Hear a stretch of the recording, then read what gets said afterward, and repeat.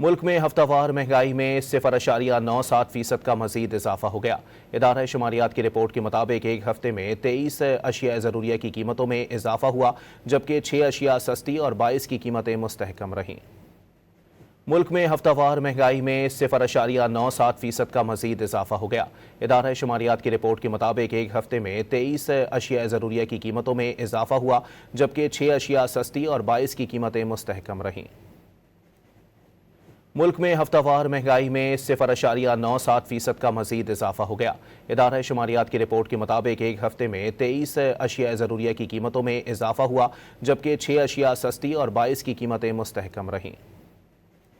मुल्क में हफ्तावार महंगाई में 0.97% का मजीद इजाफा हो गया। इदारा शुमारियात की रिपोर्ट के मुताबिक एक हफ्ते में 23 अशिया ज़रूरिया की कीमतों में इजाफा हुआ, जबकि 6 अशिया सस्ती और 22 की कीमतें मुस्तहकम रहीं।